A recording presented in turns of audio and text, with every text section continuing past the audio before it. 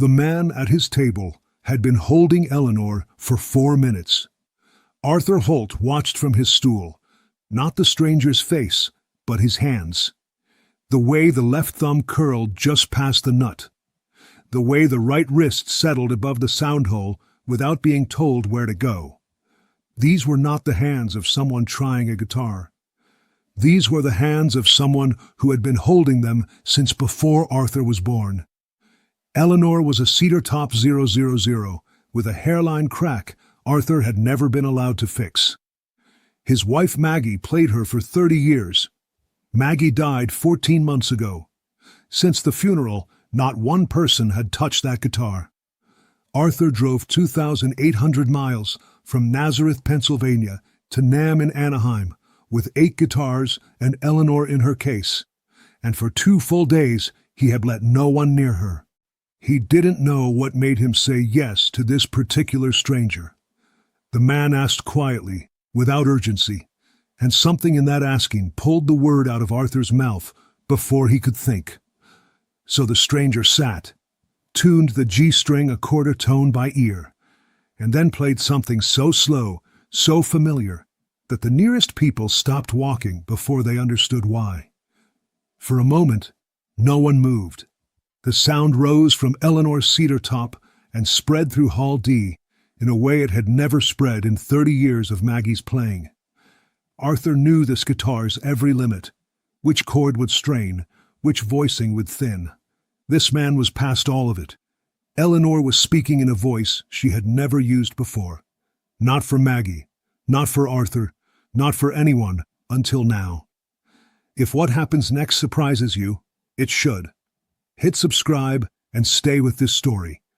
Because the moment that stranger's name reached Arthur's ears, he gripped the table with both hands and didn't let go. That day in Anaheim had started 2,800 miles away and 47 years before it happened. Nazareth, Pennsylvania, is a small town in the Lehigh Valley that most people drive through without stopping. But anyone who has held a Martin guitar knows that something important began in a workshop in that town. Arthur Holt grew up 3 blocks from the Martin factory. His father had a garage behind the house where the smell of sawdust and hide glue never left the air.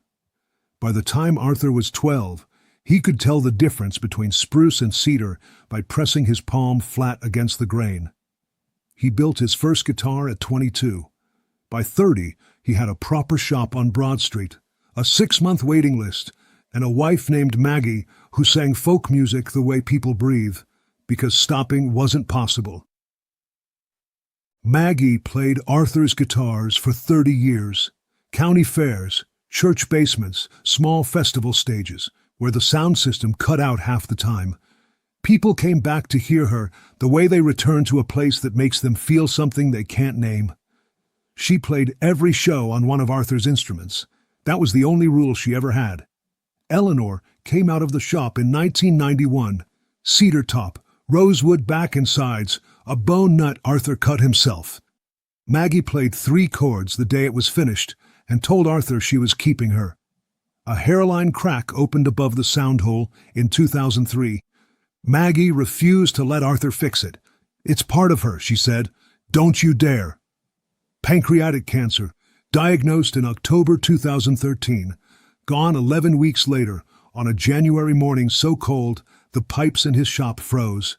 Arthur still went to every show after that, set Eleanor on the cloth, let no one near her. His son called from Denver 8 days before NAMM. "Dad, it's time. Nobody buys Handmade anymore. Come stay with us." Arthur loaded the van the next morning without calling back. 8 guitars in cases, Eleanor on top. What he didn't tell his son, what he hadn't told anyone, was that Eleanor wasn't there to be sold. She was there because he wasn't ready to leave her behind. And something quiet inside him, something he couldn't explain, made him believe that if the right hands ever played her, just once, he might hear Maggie one more time. The Meridian Guitar Court booth ran 40 feet of LED wall display along the north end of Hall D. 2 live players ran back-to-back demos on factory instruments, while Derek Caldwell, VP of Sales, worked the floor in a fitted gray blazer, shaking hands with distributors and buyers. Meridian sold 200,000 guitars a year. Everyone cut my machine in 6 seconds. Arthur's table was in row 22, pressed between a drum accessories vendor and a small amp manufacturer nobody had heard of. Dark cloth, 8 guitars, a handwritten index card with prices. Derek spotted Arthur before noon on day 1. He slowed in front of the table, looked at the guitars, looked at Arthur, then turned to the man beside him and said, not quietly, "You know what this is? A museum. Beautiful, but a museum." His colleague laughed, and they kept walking. Day 1 closed at 6, 0 sales. Arthur covered the guitars, locked Eleanor's case, and sat in his van, eating a sandwich he brought from the hotel. Day 2. By early afternoon, a young woman stopped, college age, guitar case on her back. She picked up the spruce dreadnought without being asked, and played it for 4 straight minutes. Her eyes changed while she played. When she set it down, she looked at Arthur. "How much?" $1,800. She set the guitar back on the cloth slowly, the way you set down something borrowed. "I'm sorry," she said. "I can't." She didn't look back when she walked away. Arthur watched her go. Then he reached under the table and rested his hand on Eleanor's case, the way a man in a dark room reaches for something familiar. At 4:30, Derek came past again, slower this time. He looked at the untouched table, then at Arthur's face, and something in his expression sharpened. He stopped. "Still here, old man? Drove all the way from Pennsylvania for this?"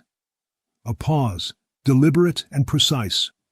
"Maggie would have told you to go home by now." Arthur's hands went flat on the table. He said nothing. Derek walked back toward his booth. Arthur sat without moving for a long time.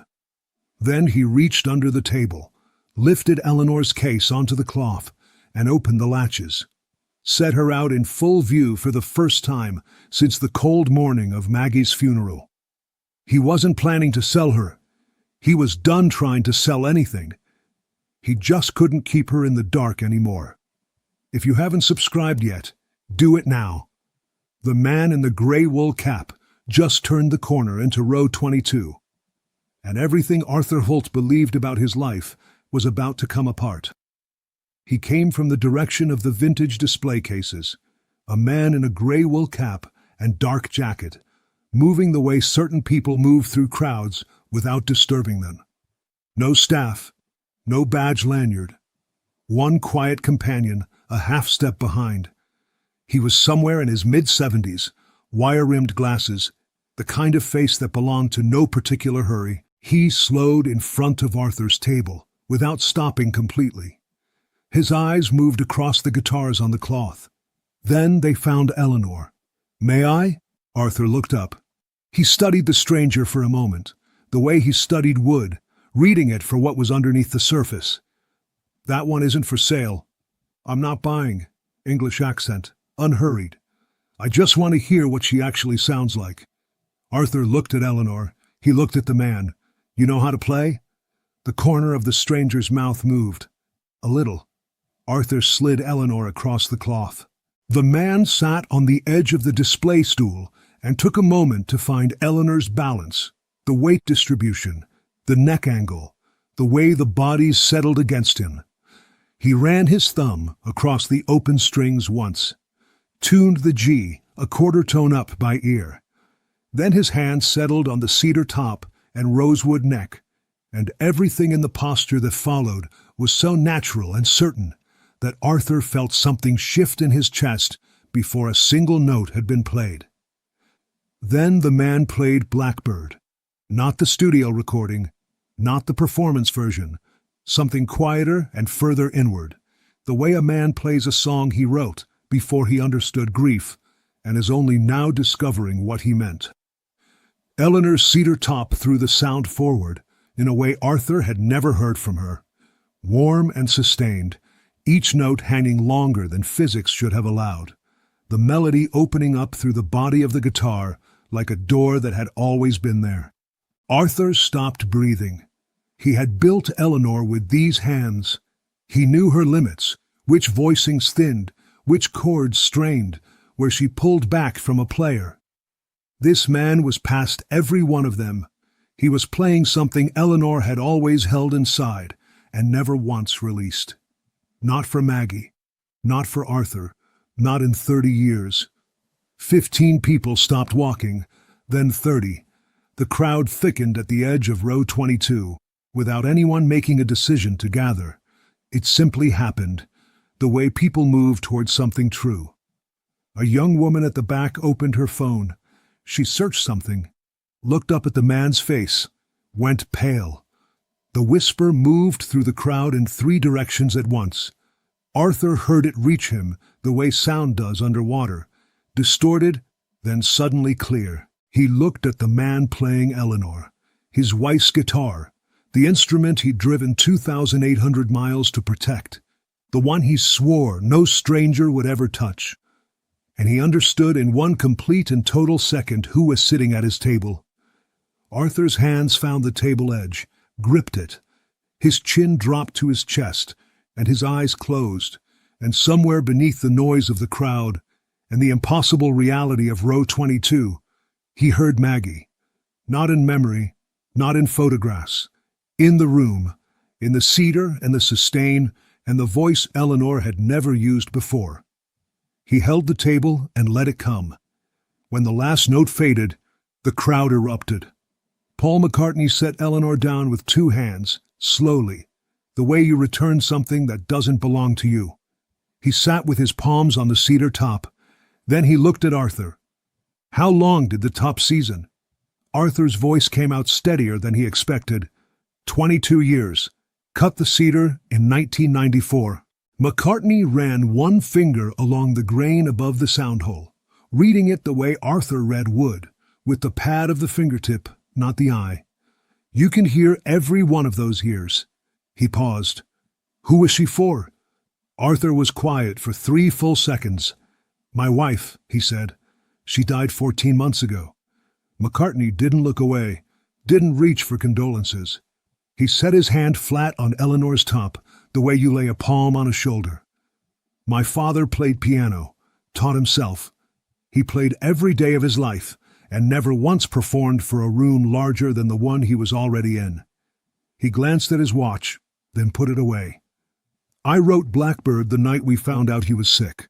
I've played it thousands of times since. Today was the first time I understood what I was actually writing about. The crowd at row 22 was 40 people deep. Through the outer ring, Derek Caldwell pushed into view. He saw the cameras. He saw the phones. He looked toward Arthur's table and understood all at once what he was looking at. His face did something slow and complete that had no name for it. McCartney reached into his jacket for a slim carbon pencil and signed Eleanor's cedar top. Light, deliberate, a craftsman's mark on a craftsman's work. Then he stood, picked up the spruce dreadnought from the cloth, and held it up toward the crowd. This man builds music, he said, and you almost walked past him. Hall D came apart. The music student was first. The girl who had put down the dreadnought the day before pushed through with crumpled bills and a phone transfer. She put $1,800 in Arthur's hand without saying a word. Arthur nodded. You came back, he said. She looked at him. I never should have left. In 90 minutes, every guitar on the cloth was gone. Arthur called his son from the parking structure. Engine off, lights on. I need you to listen, he said. Something happened today. If you stay this far, subscribe now and hit the bell, because the story doesn't end here. The call that came at 6:47 that evening, from an international number Arthur almost didn't answer, changed everything that came next. Paul McCartney didn't just want to talk. He wanted 3 guitars, and he had one request Arthur had never fulfilled for any client in 47 years. The request came at 6:47 that evening. Arthur was still on the I-5 when the international number lit up his screen, and he pulled onto the shoulder before he answered. "Build them the way you built Eleanor. Whatever she holds inside, I want that in all three. No adjustments for me, no compromises." He sat there for 11 minutes after the call ended. Then he started the engine and called his son. "I'm not selling the shop." His son was quiet for a long moment. "Dad, what happened today?" "Come to Nazareth," Arthur said. "There's something I want to show you." The shop opened Monday. For the first time in 14 months, Arthur went into the shop with a reason. He unwrapped the Brazilian rosewood he'd been saving since 2009, 2 book-matched sets, cloth-wrapped in the drying room. He started 2 cedar tops. The smell of Titebond and fresh sawdust filled the room before the sun came through the window. 3 days after NAMM, Derek Caldwell sent an email. Subject, reconnecting. The body text was careful, corporate, the apology of a man who was embarrassed rather than sorry. Arthur printed it, folded it once, and used it to mark a page in the reference book he had kept since 1973. The music student's dreadnought arrived in Chicago 12 days later. In the case pocket, folded small, was a note. "Play it loud enough for the rooms that almost didn't hear you." She posted a photograph that got 40,000 shares in 36 hours. Arthur didn't see it for a week. He was in the shop, building. But the third guitar, the last one he was making for Paul McCartney, was different from the first 2. And what Arthur had hidden inside it, between the back bracing and the kerfing, where the wood meets and the sound is born, had no name in any luthier's manual on earth. 2 years later, Nazareth, Pennsylvania, morning, a plain wood sign above the door. Holt Guitars, Est, 1977. Arthur's son works the bench in the back room now, learning to read brain the way his father does, with fingertips, not eyes. On the wall above the register hangs one photograph, not of Paul McCartney, not of the NAMM floor, but of Maggie at a county fair in 1987. Eyes closed, chin down, playing a guitar Arthur built the year they got married. The posture of a woman who has forgotten she is being watched. Eleanor sits in her case, on a shelf behind the counter.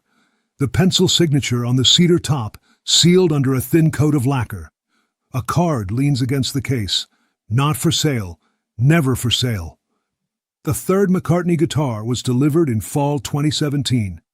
At a private concert in London that winter, he played it for the first time before an audience. He told a journalist, "There is something inside that guitar I don't understand. I can feel it when I play. I've never asked what it is." He never opened it, but anyone who knew Maggie would know. Because the only thing Arthur Holt ever hid inside a guitar that wasn't wood or glue was the last song she ever wrote. On paper as thin as a spruce top, curled around the center brace, where the sound is born. If this story moved you, subscribe and share it with someone who would understand why. Every craftsman deserves to be heard.